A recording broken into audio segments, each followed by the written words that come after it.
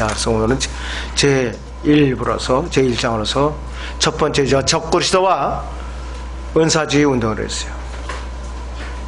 자, 그럼 제1부에 은사주의 운동을 먼저 소개해드리죠. 먼저 여러분들 데살로니가 후서 2장 9절에서 12절을 먼저 보시기 바랍니다. 데살로니가 후서 2장 9절에서 10절을 먼저 보겠습니다.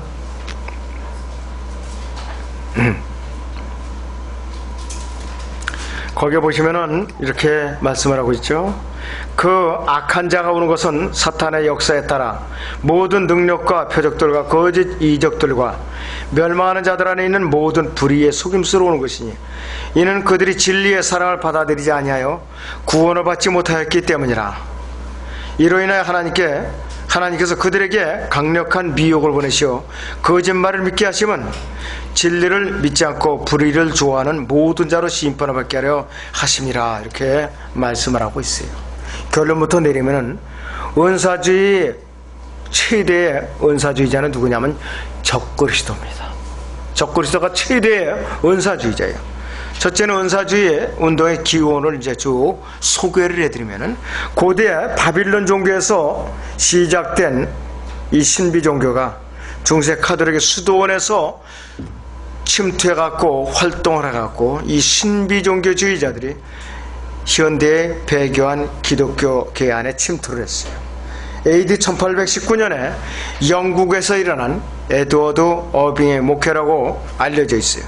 이때부터 고개를 들기 시작해갖고 1828년 어빙은 어떤 영에 의해서 아주 초능력과 초자연적인 경험을 해서 황홀지경에 빠졌고 환상을 보고 방언을 하고 감정이 고조되는 경험을 해서 그가 이끄는 한 또 무리가 새로운 변질된 기독교의 탄생을 이제 태동을 시켰다 이것이.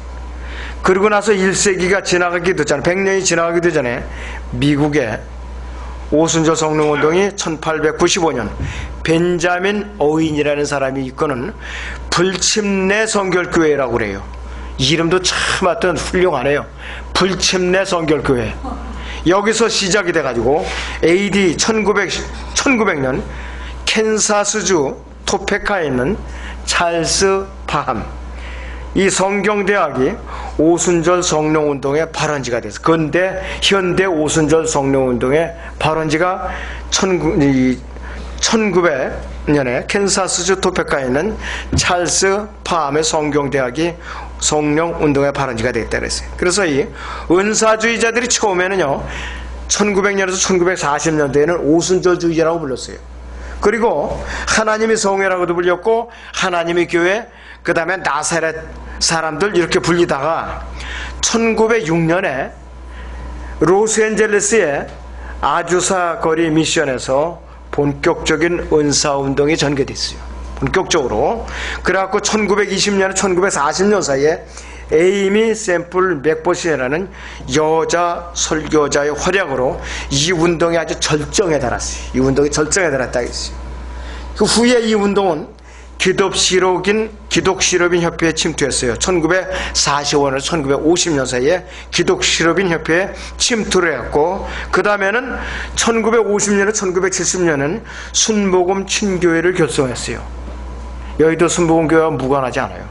이것이. 자, 그래서 이성을 불신하고 실존적 체험에서 삶의 의미를 찾아보려고 세대적인 갈등을 느끼는 세속 철학과 그 다음에 사상의 그 다음에 이 조류가 그 당시에 방황하는 사람들로 하여금 마약 복용, 록뮤직, 동양 신비주의, 요가 등으로 눈을 돌리기 시작했어요. 지루하니까. 돌파구는 없죠. 저 교회에서 진리는 제시를 안 하죠. 배교하고 딴짓을 하니까 그렇게 됐다. 그래서 이와 같은 분위기 아래서 강력한 종교적인 체험을 맛보게 하는 오순절 운동, 저 은사주의 운동이 전 세계를 완전히 그냥 휩쓸어 버렸어요. 완전히 휩쓸었다 이것이. 그래갖고 1960년대부터 비오순절 교단까지 드디어 먹어 들어가기 시작했어요. 그래갖고 1967년에 로마 카톨릭 내부에 들어가서 로마 카톨릭이 종교 통합의 구심점이 돼갖고 지금 주축이 되고 있어요. 그래갖고 로마 카톨릭은 지금 에큐메니칼국, 종교통합국이라는 그 기구가 따로 있어요. 그리고 지금은 로마 카톨릭 본부가 됐어요. 자, 그런데 이 운동이, 이 종교통합운동이 구신점이 되었고 은사주의 종교체험을 이용한 전략으로서 이 카톨릭은 이제 제철을 만난 거예요. 타이밍을 아주 좋게 잡은 거예요. 이제 때는 왔다. 우리가 이제 활동할 때가 왔다 이것이에요. 그래서 적극적으로 환영을 했죠, 당연히. 그리스 종교하고 개신교, 1900년, 1980년대에 그 당시에 100만 명 이상의 침례교도들이 은사주의로 넘어갔어요. 그 당시에. 이 보통 숫자가 아니에요. 보통 숫자가 아니라 있어요. 세계교회협의회, WCC, 은사주의가 아주 집어삼켰어요. 그나마도. 그래가지고 오랄 로버츠 크리스탈 처치의 담임 목사였었죠. 그 교회가 제일 크다고 자랑을 했어요. 근데 이 교회 부도났어요. 부도나고 말았다고 했어요.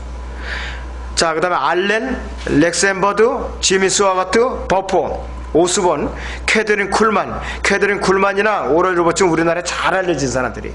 잘 알려진 사람들이 있어요. 그래갖고 이 사람들을 선두로 해서 짐 베이커의 PTL, 예수축제, 그 다음에 1990년대 말에 후반에 카나다 토론토에서 일어난 비냐드 운동. 그런데 비냐드 운동은 뭐냐? 성경을 줘버리고 사람들을 시축시축 웃는 거예요. 그냥 웃음축제. 그래서 사람들이 벌렁벌렁 뒤로 자빠져요. 입신 환상했다 그러면서. 저도 그거를 제 근처에서 신학원으로 이제 신학생으로 다니다가 제가 가르쳤던 사람 중에 한 사람이 거기에 온누리교회 기자였었어요. 그래갖고 토론토 비냐드에 가서 자기 몸에서 자기 혼이 빠져나가서 서울 시내에 불쌍한 혼들이 어쩌고 저쩌고 짓거려대는 거를 그걸 기사를 제가 봤거든요. 그래서 완전히 이 영적으로 아주 잘못됐더라고요. 너무나도 추악한 꼴이 되어버리고 말았어요. 너무나도. 자, 그래서 우리나라에는 은사주의 운동을 부추긴 두 조류가 있어요. 순복음교회 집단, 그 다음에 온누리교회. 두 큰 대형 교회들이 우리나라의 건전한 교회를 망쳐놓은 대표적인 집단들이에요. 대표적인 집단들이라 있어요. 이들 집단들이 집회에서는 뭐냐? 기이한 현상들이 당연한 것으로 여기고 온갖 혼돈, 무질서한 상태에서 성경에 근거한 건전한 기독교와는 전혀 거리가 먼 행동을 한 거예요. 그런데 하나님께서는 어떠한 분이냐 이게 그런 거야. 여러분들 고린도전서 14장 33절을 보세요. 고린도전서 14장 33절을 보시면은 하나님은 무질서와 혼돈이 하나님이 아니시라 이것이에요. 고린도전서 14장 33절. 그 당시에 고린도 교회가 방언 문제로 시끄럽고 바람 잘 날이 없었는데 어떻게 그러면 바울 사도가 결론을 내렸느냐? 이는 성도들의 모든 교회에서와 같이 이랬어요. 하나님은 혼란의 창시자가 아니라 화평의 창시자이심이라 그랬어요. 왜 교회에 들어가면 알아듣지 못하는 랄랄랄랄라 대고 그냥 뒤로 나가 자빠지고 희죽희죽 웃고 왜 그래야 되느냐 이것이에요. 성령님은 인격자예요. 방정을 떠는 분이 아니에요. 알아듣지 못하게 혼란스러운 말로 짓거려대는 분이 아니라 이것이에요.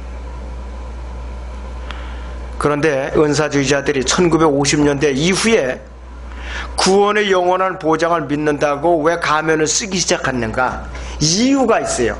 침례교도들이 이 운동에 참여해가지고서 황홀한 감정주의에 빠져서 그들에게 합려니까 이거 어떻게 돼? 이들을 갖다 놓쳐서는 안 되겠거든요. 그러니까 이들을 함께 껴안으려니까 구원의 영원한 보장을 믿는다. 이렇게 또 가면을 쓰고 나온 거예요. 울타리를 넓히려고. 문제는 뭐냐? 이들에서 드러난 열매인데 종교적 체험이나 열심히 사람들을 하나님께로 또 진리로 돌아가도록 구체적인 열매가 나타나는가? 아니에요. 절대로 아니라 것이. 우리나라에서는 1970년대 여의도 순복음교회에서 본격적으로 시작된 오순절 성령운동이 저 은사주의나 똑같아요. 동의 이런 말이에요. 오늘날 오랫동안 고신파를 통해서 칼빈주의를 전부 다가 사람들을 갖다가 세뇌시켜 놓은데 거기에 대적할 만한, 필적할 만한 또 하나의 세력이 생긴 거예요. 이 은사주의운동. 그래갖고 양대 산맥이 돼갖고 이 기독교 계열을 갖다 다 망쳐놨어요. 다 망쳐놨다 이거지. 뿐만 아니라 이들은 축복 기독교 표를 내거니까 축복신앙을 내세우니까 1960년대 후반 1980년대 초반까지 얼마나 힘들었어요. 살기가 가난했고 그대로 먹혀 들어가죠. 교리에 뿌리가 없으니까 그대로 먹혀 들어가게 돼 있다 이것이에요. 자, 두 번째는 은사주의의 특징이 있는데요. 순복음이라는 말이 있어요. 사방복음, false cure 가스펠이라는데 성경에 아예 있지도 않은 용어예요. 순복음이라는 것이. 순복음이 어디 있어요? 순복음이 복음이 복음이지. 그러면 가짜 복음, 순복음 성경에서 이렇게 가르쳤던가요? 그렇게 말씀하신 적이 없어요. 복음의 정의면 정의지 무슨 순복음이에요. 또 성령 하나님께서 이 교회 시대에 복음을 전하지 않는 자들에게 부으시는 저주가 바로 뭐냐면 순복음이에요. 순복음. 그것이 바로 저주의 복음이라 이것이에요. 그래서 이 거짓 복음에는 뭐냐, 마지막 사도인 사도 요한이 AD 96년에서 100년 사이에 요한계시록을 마감하고 세상을 떠났거든요. 그리고 나서 수세기가 지났는데도 AD 300년경까지도 어떠한 사도나 또 사도를 통해 회심한 사람들에게 은사가 계속 전수되었다. 성경에 그런 기록이 없어요. 전혀 없어요. 전혀 없다 이것이. 자, 그래서 은사주의자들은 1900년에서 1940년대 사는 오순절주의자를 불렀어요. 그 이전에 하나님의 성에 하나님의 교회 나사렛 사람들을 불렸는데 이들은 모두 공통점이 뭐냐, 유대인 사도들이 살아있을 때 이스라엘에게 주어진 유대인들을 대상으로 한 표적들을 마지막 사도인 사도 요한이 죽은 이후에도 믿는 이방인들에게 전수되었다 이렇게 가르친단 말이에요. 아니에요. 이거 가짜예요. 절대로 사실이 아니라 이거지. 자, 그러면은 유대인 사도들에게 살아있을 때 주어졌던 표적이 뭐냐? 멀리 뭐 구약까지 갈 필요도 없어요. 마가복음 16장 보세요. 17절에서 20절을 잠깐만 보겠습니다. 마가복음 16장에 17절에서 18절을 보죠.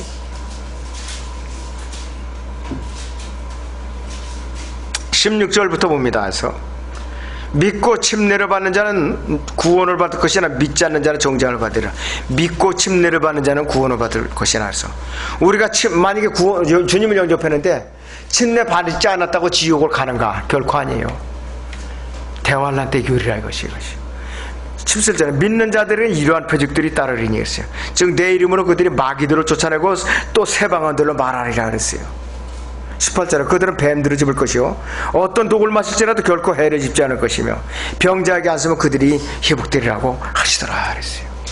여러분들, 지금 내 이름으로 그들이 마귀들을 쫓아내고 새방언들로 말하리라, 이거는 앞으로 대환란 때에 재현될 표적이에요.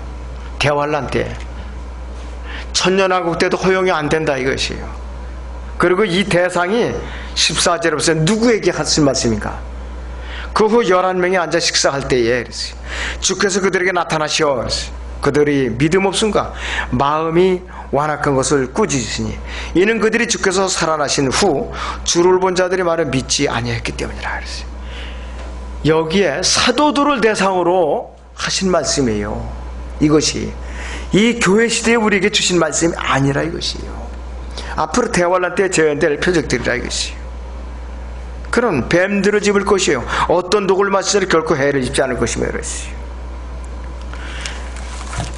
여러분들, 늦여름에서 초가을 사이에 독사나 살모사 이렇게 붙들어갖고 손가락 물리면 독이 오르죠.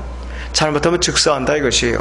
근데 사도 바울은 뱀에 물렸어도 그 원주민들이 죽나 죽지 않나 이렇게 살펴보고 있었는데 안 죽더라 이거예요. 아무리 기다려도 결코 죽지 않았어요.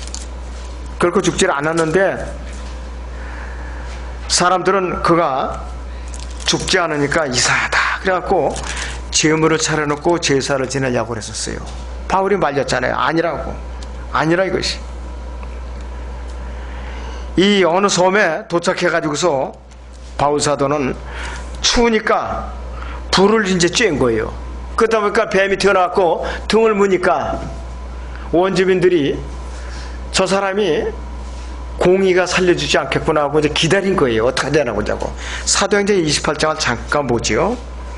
사도행전 28장 1절에서 6절까지 보시오. 말짱하니까 바울을 신이라고 여긴 거예요. 바울을. 구조된 후에 그들은 그 섬이 멜리테라는 것을 알았더라. 원주민들이 우리 각자에게 적지 않은 친절을 보여주니라. 비가 내리고 날씨가 추우므로 그들이 불을 피워놓고 우리 모두를 맞아주더라. 바울이 나무를 한 아름 거두어 불에 놓으니 그랬어요. 그 열기로 인하여 독사 한 마리가 나와 그의 손에 달라붙은지라. 원주민들이 그 독이 있는 짐승이 그의 손에 매달리는 것을 보고 자기네들끼리 말하기를 확실히 이 사람은 살인자라. 그가 바다에서는 구제되었어도 공의가 살려두지 아니하는구나 라고 하더라. 5절에 그때 그가 그 짐승을 불에 떨어버렸으나 조금도 상처를 입지 않으리라. 독사였어요. 6절에 그들은 그가 부어오르든지 아니면 쓰러져 즉사할 줄로 알았다가 한참을 보아도 그에게 아무 일도 생기지 않음을 보고 자기들의 생각을 받고 말하기를 그는 신이라고 하니라 했어요. 사도들에게만 주어진 표적이에요. 마가복음 16장에 여러분들이 서재 마가복음 강에서도 있어요. 자세하게 설명을 해놨습니다. 좀 읽어보세요. 책들 좀 읽어보시라 이것이요. 너무나도 여러분들이 심 안 들이고 그냥 둘러놓아서 밥을 먹으려고 그러니까 소화가 안 되죠. 젖을 뗄 수가 없다. 이렇게 어느 영적 상태에서. 자, 그래서 이 최근에는 이 은사주의자들이 뭐냐, 돈을 벌기 위해서 인본주의 심리치료법, 긍정적 사고방식, 즉 적극적 사고방식, 이걸 도입을 한 거예요.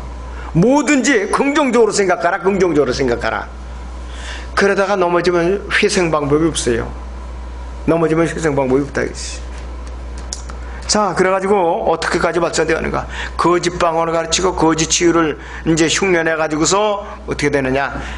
이 사도들이 퍼지고 흉내내다 보니까 거기서 이제 간간히 이제 또 역사가 이제 마귀가 또 일으켜줘요. 속게끔 방언도 못 받고 치유도 못 받은 사람은 정죄받는 거에 믿음이 없어서 그렇다고. 이것이 오늘날 은사주의자들의 현주소예요. 은사주의자들. 그러면은 사도들이나 예수님은 한 번도 병을 고치거나 표적을 해서 실패로 돌아가거나 못 고친 적이 없어요. 그런데 왜 요즘 은사주의 하는 사람들이 누구는 고쳐주고 누구는 못 고쳐주냐 이거예요. 이게 과연 무슨 하나님의 역사냐 이거예요. 실수가 없어야지 단 한 명도.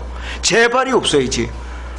왜 오늘 저녁에 집회 가서 머리가 부러져라고 머리뼈가 부러져라고 그냥 짓눌러갖고 안수받고 그 다음날 왜 의료보험 카드 갖고 왜 병원에 드나느냐 이거지. 그러면은 그런 일이 없어야 될 거 아니에요. 예수님은 약 안 쓰셨어요.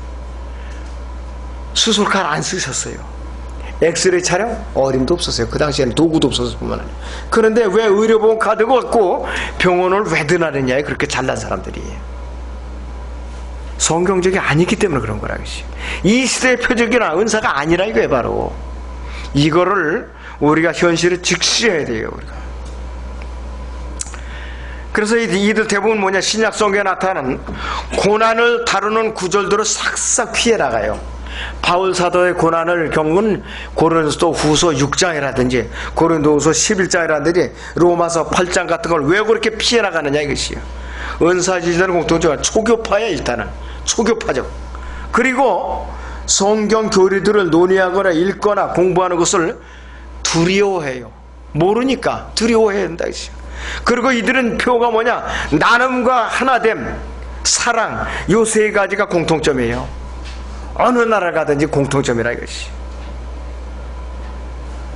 성경은 1차적으로 교리를 세우기 위해서 기록된 책이라고 디모데후서 3장 16절에 그렇게 분명히 말씀하고 있어요.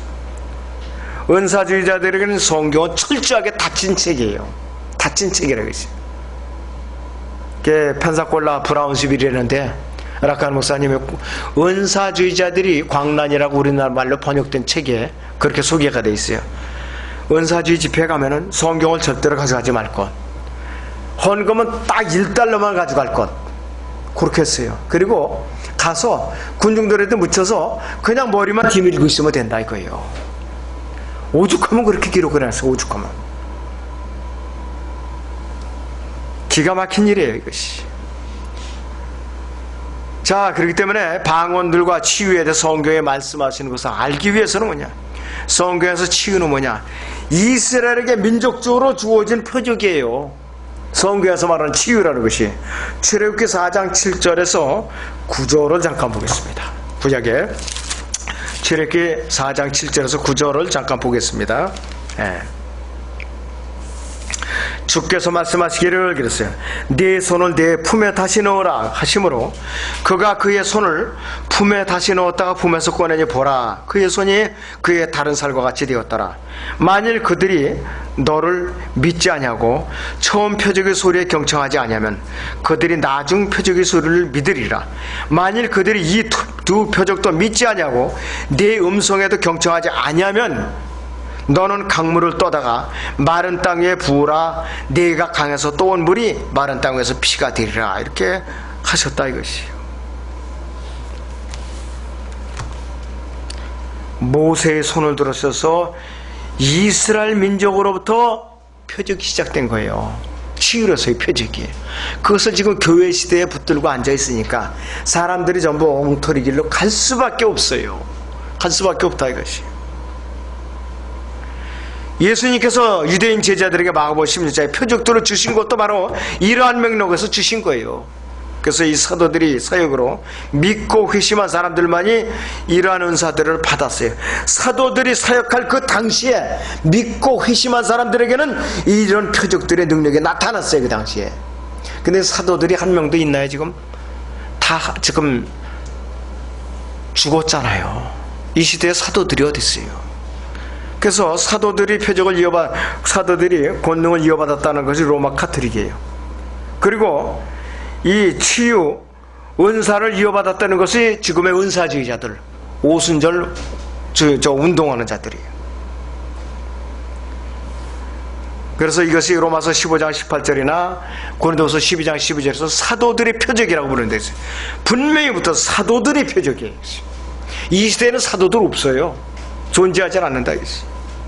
그래서 사도적 계승을 흉내내고 안다라는 사람들은 뭐냐, 캠벨파 침례받은 그것이 바로 구원받은 거다. 그 다음에 로마 카톨릭, 이들은 뭐냐, 죽으나 사나 이들은 유대인들이 표적을 흉내내야만 돼요.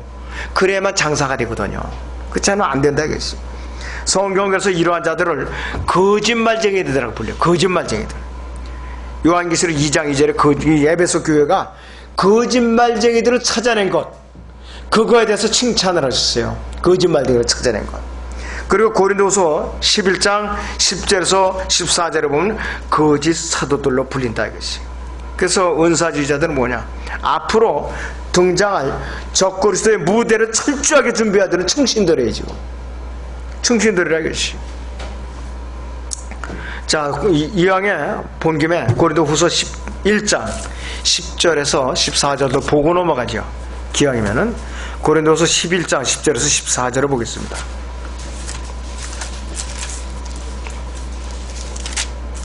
11장 10절에서 14절입니다. 그리스도의 진리가 내 안에 있으니 아카야 지방에서는 아무도 나의 이 자랑을 막지 못하였도다 그랬어요. 어떠하냐니까 내가 너희를 사랑하지 않냐며 하시나님을 아시나냐 그랬어요. 내가 하고 있는 일 계속하리니 이는 기회를 찾는 자에서 그 기회를 끊어버리므로써 그들이 자랑하는 그 일에 대해 그들이 우리와 동등하게 보이라 하며 그랬어요. 13절에서 15절을 봅니다.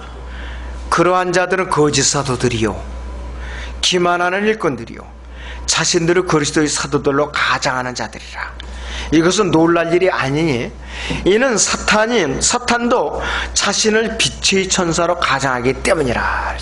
15절에 그러므로 사탄의 종들이 의의 종으로 가장한다 하더라도 큰 일이 아니니라. 그들의 종말은 그들의 행위대로 되리라. 그들의 종말은 그들의 행위대로 되리라 이것이요. 여러분, 이거 무서운 말이에요. 그들의 종말이 행위대로 되는 것은 무서운 말이라 이것이. 아까 본문 데살로니가후서 2장 9절도 제가 이제 소개를 해드렸잖아요. 그 데살로니가후서 2장 9절을 다시 읽으면은 이렇게 말하고 있잖아요. 그 악한 자가 오는 것은 사탄의 역사에 따라 모든 능력과 표적들과 거짓 이적들과 멸망하는 자들 안에 있는 모든 불의의 속임수로 오는 것이니 그랬다고 했어요. 모든 거짓 표적들과 거짓 이적들의 우두머리가 누구냐? 앞으로 나타나는 적그리스도라 이것이에요.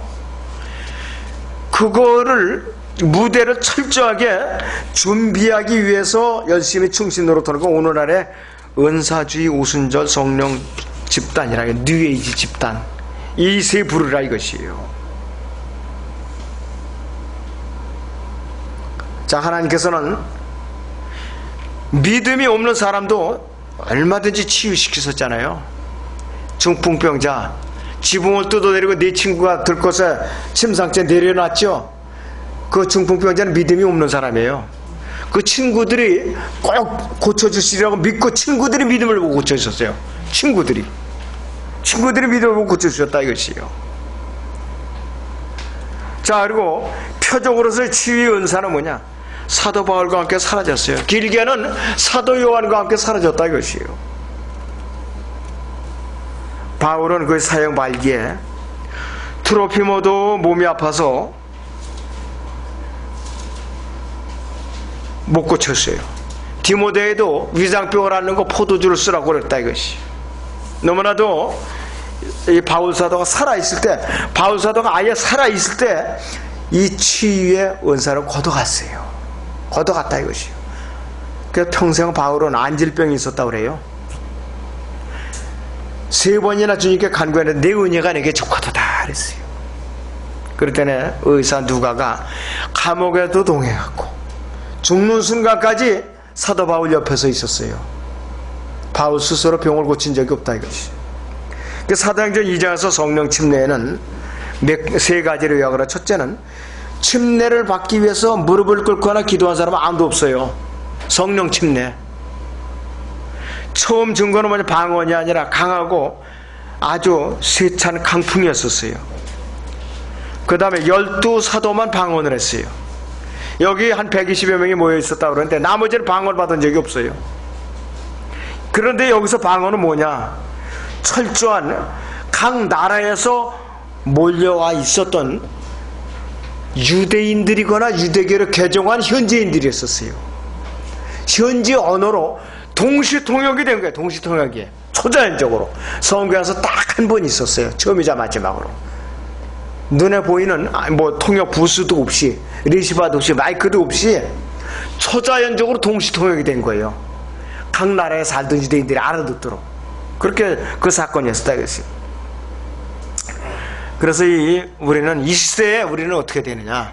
속지 않으려면 은사주의자들이 세워놓은 논리가 4가지가 있어요. 거짓말이 이제 있는데, 첫째는 방언으로 말하던 제자들이 숫자에 대해서 거짓말을 한다 했어요. 다 받은 걸로 다 주장을 해. 다 받은 걸로. 그 다음에 성령 침례의 최초의 증거에 대해서 거짓말을 해요. 최초의 증거는 뭐냐? 강하고 세찬 바람 소리가 들렸는데 처음부터 방언이 터져 나왔다는 거. 특히 제가 80년대 후반 90년대 부흥사들이 그렇게 사기를 많이 쳤어요. 그냥 몇 번만 세게 적으면 방언이 그대로 터져 나온다는 동. 제가 실제로 경험한 거예요. 부흥에 참여해가지고서. 근데 저는 방언 안 받은 게 천만다행이에요. 지금 안 받은 게. 혀가 꼬부라면서 막 대골대골 굴러요. 옆에서 또.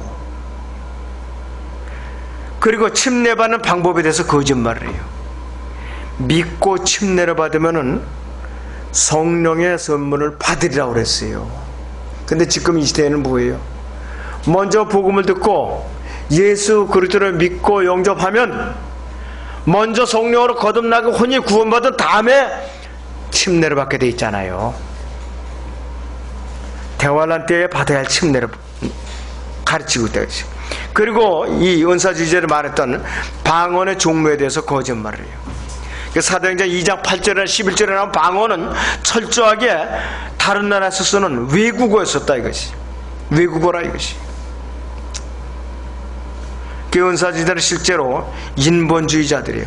도덕적으로나 또 영적으로 신뢰해서 절대로 안 돼요. 절대로 안 된다 이것이.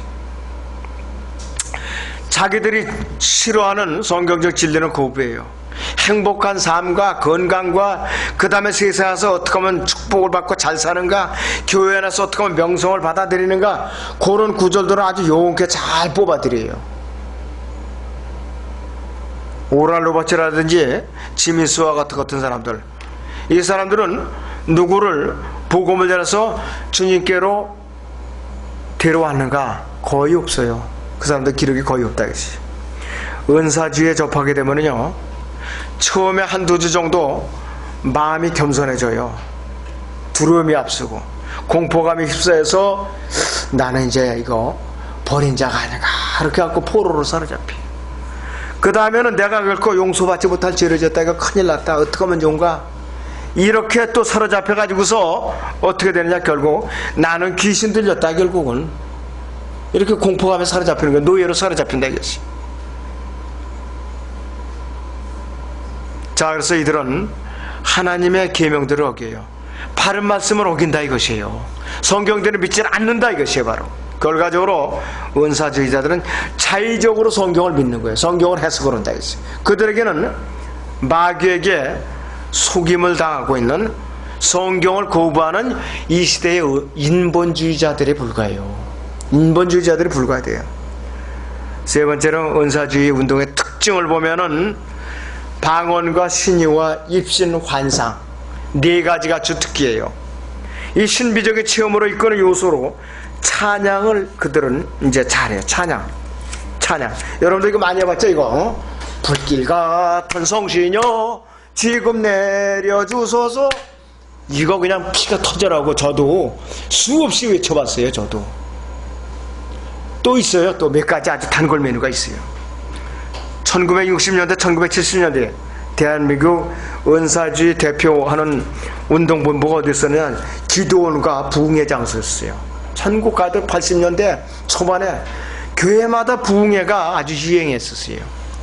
기도원마다 10,000원이에요. 그냥 부글부글 끓었어요. 그래서 이 당시에 부흥 집회에 참석해본 사람에는, 그 당시에 저도 어느 교회 가니까 북을 두드리라, 북을. 어느 교회에서는 또 징을 울려요. 징. 감정을 사로잡느라고. 부흥사의 설교가 고조될 때마다 청중들은 뭐냐, 아멘 아멘.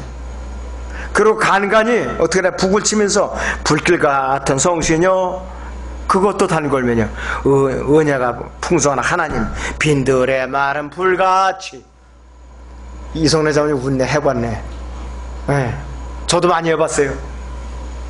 박수를 치면서 이런 걸 계속해서 부르셔야 된다. 그러니까 성령 충만한 걸로다가 집단 체면을 일으켜요. 사실은 그게 집단 체면 상태예요. 그 상태가 바로. 그래서 기도하다 보니까 자기도 모르게 혀가 꼬부라지면서 막 튀어나오거든요. 이야, 저 사람 방언 받았다. 왜 난 못 받냐 나는. 그러면서 그냥 발을 동동 구르고 그런 적이 있었어요. 저도. 방언하지 못하면 죄인이 돼가지고서 나 같은 죄인 살리신 이러면서 눈물을 주르륵 흘리는가 하면은 또 전부 여의지 없어서 두 손 들고 어쩌고 저쩌고 그냥. 그러니까 죄인이죠. 구원을 못 받았으니까. 그러니까 하나님께서 복을 주실 수가 없어요. 감정을 극도로 자극해서 눈물이 흘러나온다 이거지. 그리고 이제 부흥사가 쭉 돌아가면서 이제 머리를 눌러대면서 안수를 한다 이거지. 할렐루야 할렐루야 할렐루야 계속 하다 보면 혀가 꼬부라져요. 누구는 헬라어 방언을 받았다는, 누구는 또 불란서 방언을 받았다는 등 별별 소리가 다 들려요. 그런데 이것들이 성경적으로 보니까 대단히 잘못된 거라 이것이. 우리나라를 망쳐놓은 것들이라 이것이 완전히. 자, 그래서 우리는 분위기에 휩쓸려서 따라가다는 완전히 망친다 했어요. 이교도들도 방언해요. 아프리카 흑인들도 방언해요. 광란에 춤추다가 방언이 터져나와요. 불교도들도 방언합니다. 힌두교도도 방언해요. 기독교에서 특권을 가진 것이 아니에요. 또 이 방언을 로마 카톨릭 같은 데서는 일주일씩 훈련을 시켜요. 내보내기를 해가지고 전부 다. 그래서 이 대한민국 은사주의 집회에는 사용되던 음악은 1970년대에는 주로 성령에 관한 복음성가들이 이제 불려졌어요. 그리고 1970년대 말과 1980년대에서는 건전가의 형태의 복음성가들이 이제 유행이 됐고, 1990년대에 들어서면서 부드러운 락 음악이 이제 섞여서 들어오기 시작했어요. 마지막 형태의 음악이 뭔가 있어요. 뉴에이지 음악이에요. 뉴에이지 음악. 그래서 그 당시에 1980년대 당시에 젊은이들은 뭘로 끌어들이는가? 은사주의 운동을 뭘 끌어들이는가? 락 음악을 끌어들이는 게 교회에서 락 음악을 도입한 거라 했어요. 비틀즈, 재즈, 락 음악 이런 거로다. 자, 그래서 이것이 신령한 노래라고 이제 그렇게 이제 불려지고 사람들이 교회 강단을 갖다가 그냥 뜨겁게 달궜다 이것이. 브라질 사람들이 삼바 춤을 추면서 큰 노래를 부르면서도 방언이 터져 나온대요. 심지어는. 그래서 이 80년대 말에서부터 1990년대 들어오면서 길게는 1900년대 말까지 그 10년 정도에 그 기간에 비냐드 운동이 계속 이어졌는데, 우리나라가 최고조 분위기가 조성되었을 때 그 타이밍에 토론토 비냐드 운동이 일어났거든요. 그걸 가서 국내에서 경배와 찬양 형식이 팽배해 있을 때, 그때야 방언, 치유, 그 다음에 안수가 한국 교회의 은사주의 운동의 주 무기였었는데, 요때에 뭐가 들어왔냐? 비냐드 운동이 들어왔어요. 우리나라에 비냐드 운동 온누리교회에서 도입했거든요. 그래갖고 안수할 때 되면 뒤로 넘어지면 뒤통수가 깨질까봐 2인 1조가 돼가지고 한 사람이 안수하면 뒤로 자빠지면 받쳐주고. 자, 성령님은 이렇게 세워주셔요. 성령님은 치유시켜줘요. 마귀는 넘어지게 하고 다치게 하고 이런다 이것이에요. 온전한 성령의 역사가 아니라 이것이에요. 그래서 대한민국은 그 당시에 비냐드 운동이 아주 잘못하게 들어온 분위기가 완벽하게 조성되어 있을 때예요. 지금도 안 버렸어요. 지금도 그대로 갖고 있습니다. 은사주의 운동이 다른 신비주의 종교운동처럼 음악과 분위기에 좌우돼요. 은사주의 운동의 그 특징이라 이것이 바로 마귀적인 운동이라 이것이. 육신적인 음악은 오래 듣고 있거나 오래 부르면 집단 초면에 걸리게 돼 있다 이것이. 여러분들 대중 가수들이 청소년들 앞에서 그냥 일동을 하면서 노래 불러봐요. 그 청소년들이 열광을 해요. 10대들이 열광을 한다 이것이. 자, 그래서 우리는 이 은사주의를 계속해서 추구하다가는 얼간의 배교수능으로 간다 이것이. 그리고 교회에 점점점 이제 90년대에 들어오면서 신소사이저가 이제 교회 강단에 들어와요. 드럼이 들어와요. 북이 들어와요. 뭐 이상하게 해괴한 악기가 다 들어와 있어요. 몇 개 교회 저도 가봤어요. 이 근래에 이 신소사이저가 들어오고 그 다음에 북하고 드럼이 들어와 있더라고요. 그래갖고 담임 목사 본설교 오기 전에 10분 이상 30분 정도 그저 두들기고 흔들어대야 돼요. 그래 분위기가 고조되어 은혜 밝죠. 저는 그런 재주가 없어요. 죄송합니다. 예, 맹맹하게. 자, 그런데 이것이 보통 문제가 아니더라 이것이요. 성령의 열매는 무절제가 아니라 절제예요. 성령의 열매는 절제인데 왜 무절제하냐 이것이요. 왜 안수 받으면서 뒤로 넘어지느냐 이것이. 왜 안 된다 이것이. 자, 그래서 마가복음 5장에서는 가다라 집 와서 군단 마귀가 사로잡힌 어느 사람이 있었어요. 예수님께서 그 군단 마귀를 쫓아내니까 온전해갖고 정신이 제대로 돌아온 사람이 있었다 이것이. 자, 근데 입신이나 혼이 빠져나가는 현상은 더욱 마귀적이라 이것이요. 3회상 10장 10절에서도 사울이 선지자들이 무리를 만났을 때 하나님의 그게 임해서 사울에게 임해 사울이 예언을 하기 시작했어요. 사울이 예언을 하기 시작했다 이것이. 그래서 구약에서는 성령께서 사람 몸 안에 들어갔다 나가기도 하는 그런 그 구약적인 그 성령을 갖다 체험하려고 신약 시대에 사는 사람들이 아직도 붙들고 있다 이것이요. 이것이 은사주의다리라 이것이. 너무나도 위험한 발상이에요. 성령님께서는요, 주목해보세요. 성령님께서는 여러분이나 저 의지의 동의를 받기 전에 절대로 일 안 하세요. 우리의 의지를 동의를 받아야만 성령님께서 역사하시는 거예요. 우리 의지와 관계없이 성령님께서 역사하신다는 건 새빨간 거짓말이에요. 여러분 주님을 영접할 때 내 의지의 문을 열어서 영접해야지 성령님이 들어오시지, 내가 믿기 싫은데 억지로 주입시고 그러면 그 사람 성령님은 절대로 역사하지 않아. 거듭날 수 없어요. 체면받아갖고 내가 영접 기도했다, 부끄러운지도 모르고 그런 사람들이 있어요. 이제 복음 전화 왔더니 가니까, 야 내가 하도 딱해서 너희들 체면받아서 내가 영접했어, 이런 사람도 있어요. 영접해야 사람이 아주 불쌍한 사람입니다, 그런 사람들. 그래서 예수님께서 우리가 복음을 받아들일 때까지, 우리가 인정할 때까지 안 들어오셔요. 절대로 안 들어오시는 분이에요. 의지의 문을 열기 전에 절대로 안 들어오신다 그랬어요. 주님께서는 우리에게 하나님의 말씀에 순종하겠다는 의지를 통해서만 역사하셔요. 그럴 때는 우리는 성령으로 충만해 있어야만 그분이 우리 안에서 역사하신다 이것이에요. 뭐가 그분이 아쉽다고 억지로 등 떠미느냐 이것이에요. 절대로 그런 분이 아니에요. 자, 그래서 하나님께서는 우리에게 거듭난 성도가 시리에 빠져서 강권적으로 환경을 조성해 주실 수도 있어요. 그러나 결정적으로 그 일을 하겠다고 의지를 나타나기 전까지 일을 안 하십니다. 그걸 여러분들이 아셔야 돼요. 오해하면 안 됩니다. 그리고 바울은 자기 혼이 빠져나가는 경험을 했던 사람이에요. 셋째 하늘로 올라갔던 사람이라고 했어요. 고린도서 12장 1절 4절에서 분명히 셋째 하늘을 끌려 올라갔던 사람들. 사도 요한도 마찬가지. 요한계시록 4장 1절에서 3절 사이에 보면 그도 또한 몸에서 빠져나왔고 그 영이 셋째 하늘에 올라갔던 사람이에요. 이 사람들은 왜 그럼 하나님이 특별한 법을 썼는가? 성경을 기록해서 남기도록 특별한 목적으로 쓰신 거예요. 이걸 모르고 너도 나도 그냥 여기 흉내내면 안 된다 이거예요. 바로 안 된다 이것이요.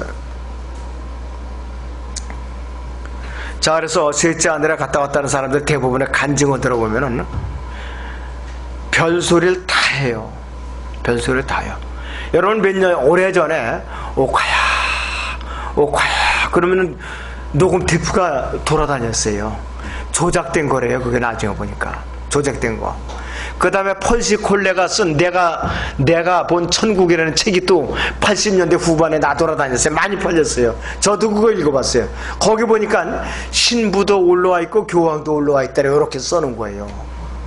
그러니까 카톨릭 신자도 구원을 얼마든지 받는다 이렇게 냄새를 풍겨놓은 건데 그게 보니까 가짜더라고요. 또 조심해야 돼요. 안 돼요. 이 보는 현상 꿈 환상 책에 써놓은 거 조심해야 된다 이것이.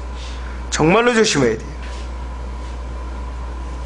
자, 그래서 이제 이 시대 빛의 천사로 가장하는 우리 사탄의 역사 분별하지 못하면 다 멸망당해요. 안 된다 이것이. 그 사탄의 종들이 의의 종들을 얼마든지 가장할 수 있어요. 이 얼마든지 가장할 수가 있대요. 거짓 표적 행하는 건 문제도 아니에요. 문제도 아니라 이것이. 오직 하나님의 말씀을 바로 배우고 교리가 바로 섰을 때에만 알 수가 있는 거예요. 그렇지 않으면 구별할 수가 없어요. 히브리서 4장 12절에 보면은 이렇게 말씀하고 있어요. 하나님 말씀 살아있고 활력이 있어요. 양날이 있는 어떤 칼보다도 예리하여 혼과 영 그리고 관절과 골수를 찔러 가르고 그랬어요. 마음의 생각들과 의도들을 판별하느니라 그랬어요. 하나님 말씀 모든 것을 나눠요. 혼과 영을 나누시고 마음과 생각, 의도 다 나누시는 면이 있어요. 자, 그래서 어떤 일을 행할 때요, 성령에서 이루어지는 일인지 마귀에서 이루어지는 일인지 그분께서는 우리에게 분별해 주세요. 마귀의 역사도 하나님께서 다 알려주신다 이것이. 그런데 이 이교도들이나 뉴에이지 운동가들은 이러한 일들을 행할 때 이들이 마귀 힘을 받아들여서 거짓 이적을 행하는 것을 자신들이 모르고 있어요. 자신들이 행하면서도. 그래서 기독교 속의 파고든 은사주의 무역은 뭐냐시, 이교도들이 방법에다가 성령이라는 말을 갖다가 접목을 시켜서 속이고 있는 거예요. 대중을. 이거 조심해야 돼요. 정말 조심해야 돼요. 그래서 이러한 신비주의적 현상은 뭐냐, 모든 종교에서 비슷해요. 여러 종파에서 다 비슷해요. 여러분들이 각별히 조심을 해야 된다 이것이. 그래서 이 시대에 왜 성경을 올바로 나눠서 공부하라고 그랬는가? 세대적인 진리를 왜 공부하라는가? 재창조를 왜 공부를 해야 되는가? 이런 데 속지 않게 하기 위해서 성경을 세대적으로서 나누어서 공부하라는 거라 이것이에요. 성경을. 그래서 재창조 부인하고 세대적으로 성경을 공부하기 싫어하는 사람들을 속게 돼 있다 이것이에요. 속게 돼 있다 이것이. 자, 그래서 은사지도 마찬가지로 비냐드 운동주의자들도 복음서 또 사도행전 여기에 나오는 표적들과 이적들이 교회 시대에 적용된다고 주장하는 자들이에요. 그렇게 또 흉내를 내고 있고 안 된다 이것이거든. 이들이 만약에 성경이 표적의 의미를 올바로 알고 세대 진리를 올바로 이해한다면은 그러한 주장을 할 수가 없어요. 모르니까 하게 돼 있다고요. 모르니까. 자, 그래서 여러분들 예수님께서 하나님의 아들이라고 알리는 표적은 요한복음에서 시작해서 요한복음으로 끝났어요. 누구에게도 기승된 적이 없어요.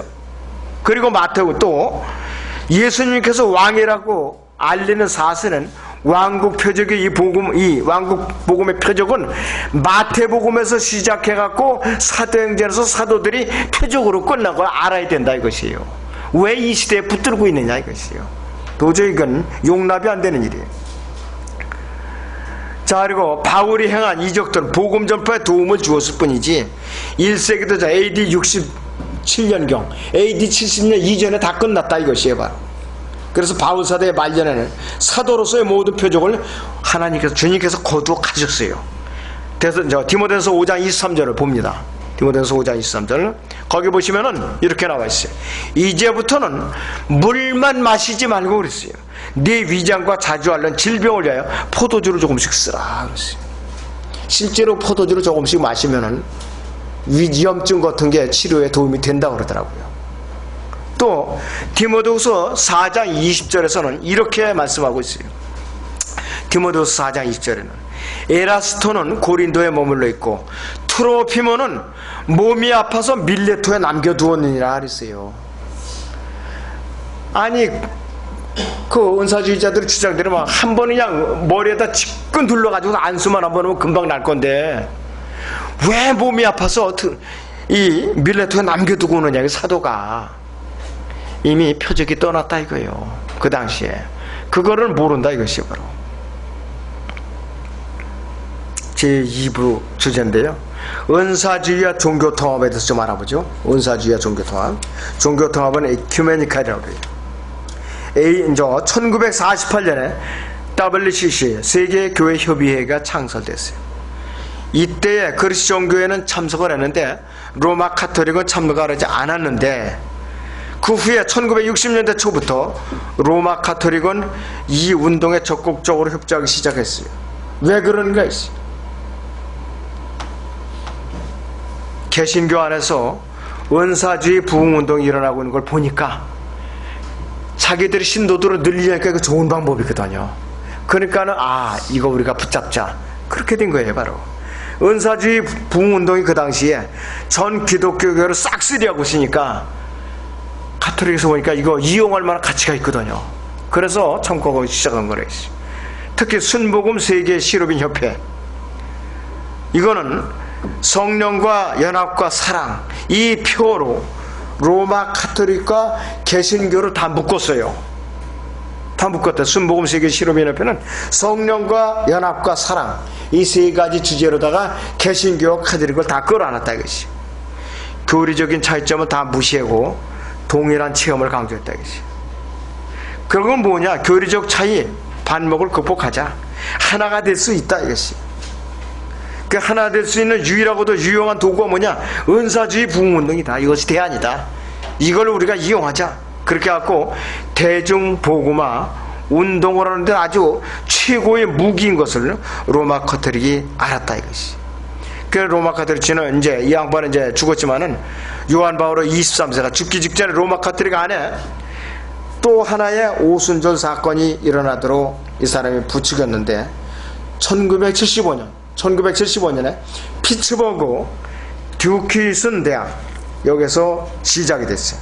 그래갖고 카톨릭 은사주의 부흥운동을 통해서 이제 시작이 됐는데 1970년에 미국의 로마 카톨릭 은사주의자들은 교단 차원에서 최초의 은사 집회를 열었어요. 1975년에.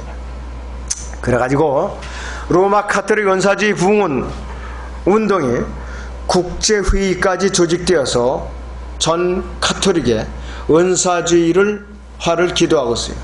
대한민국의 카톨릭 성당들을 무엇으로 결속을 시켰느냐? 성령 세미나라는 이름으로 은사주의 운동을 지금까지도 계속하고 있어요. 심지어는 한 수십 년 전에 얘기했는데 성령 쇄신 봉사협회라는 게 있었어요. 성령 쇄신 봉사협회. 그것이 바로 이 운동의 전초전이었다. 그래서 이들은 훈련을 받으면 일주일 정도 훈련을 받으면 방언을 배워갖고 나가요. 또 성령 세례를 통해서 은사를 받고 이 은사를 받은 로마 카톨릭 신자들은 마리아를 위한 헌신, 그 다음에 수도 생활하는데 더 전념하게 돼 있다. 그래서 이들은 더 결속시키기 위해서 훈련을 자꾸 시켰다. 인위적으로 훈련을 시켰다. 자, 그럴 때는 오순절 은사주의와 로마 카톨릭 연합은 굉장히 중요한 전환점이 됐어요. 적그리스도가 은사주의자로 등장할 것을 대비해서 로마 카톨릭에서 미리미리 준비를 하고 있는 거예요. 벌써 지금부터 한 최소한도 30년에서 50년 전부터 그 준비 작업을 하고 있다 이것이. 다시 아까 읽어드린 본문을 봅니다.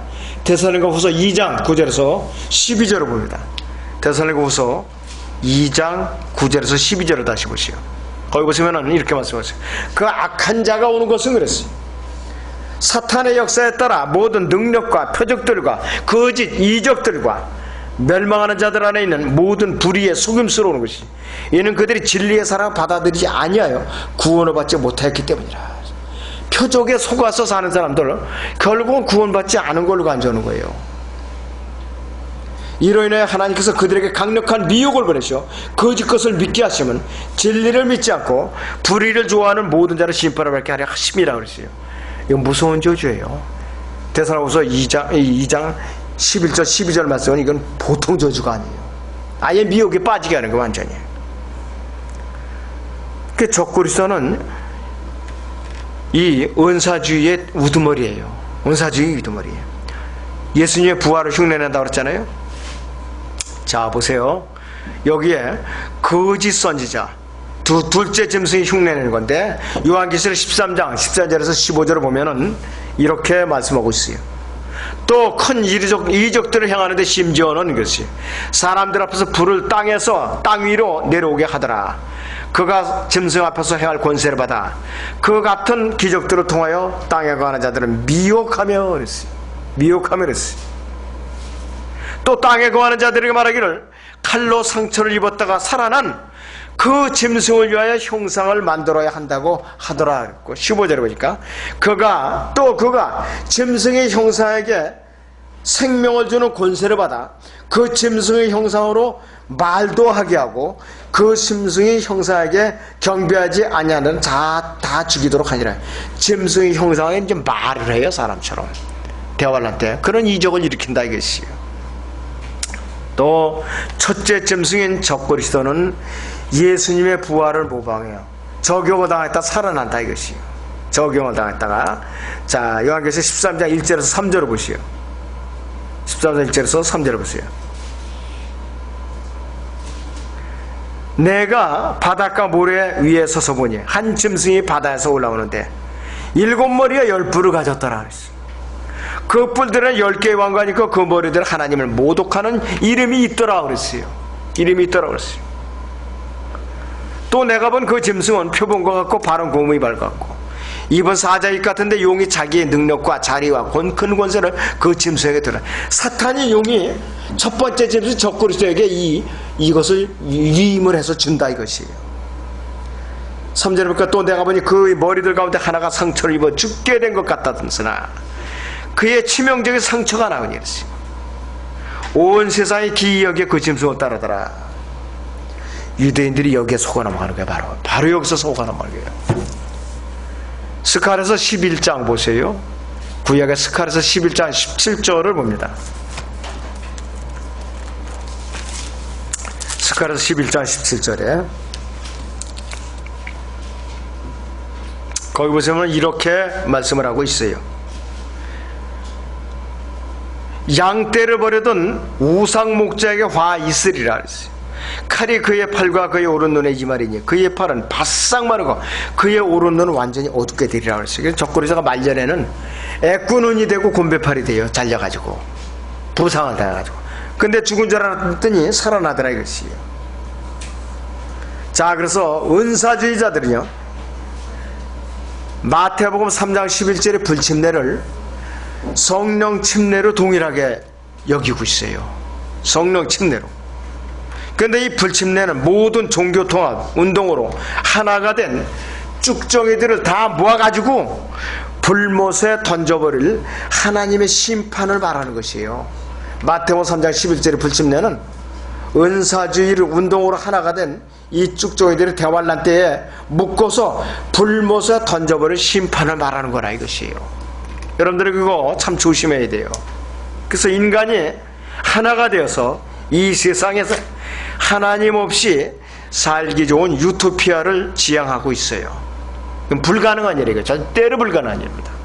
하나님께서 오히려 인간들의 하나됨과 이 하나됨에는 유엔을 통한 정치통합, 유네스코를 통한 문화통합, 영어를 통한 언어통합, 경제블록, 특히 FTA 자유무역협정을 통한 경제통합, 혼혈을 통한 인종통합, 교통통신의 발달을 통한 지리적 통합, 그리고 은사주의 부흥운동을 통한 은사주의 부흥운동, 그 다음에 뉴에이지 운동, 그 다음에 오순절 성령운동, 이거를 통한 종교통합으로 사탄이 이렇게 이끌어 나가지만 하나님께서 이거를 역으로 뒤집어 부셔갖고 그들을 묶어서 불에 태워서 심판을 하시겠다 이것이요.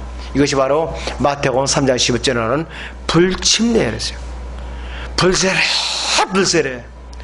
너무 좋아하면은 폐가 망신해요. 혼이 폐가 망신하는 거예요. 몸이 문제가 아니라. 불세례, 불세례. 성령 세례, 성령 세례. 알구나 좀 떠들어야죠. 알구나. 하여튼 여러분들이 이 마지막 때에 더 이상 방언, 치유, 은사, 표적, 입신, 환상 이거에 대한 미련을 좀 거두어 주세요. 여러분들이 깨우쳐줄 의미와 책임이 있어요. 아무도 우리 교회 안에는 그런 미련을 갖고 사시는 분이 이 시간 이후로는 없기를 바랍니다.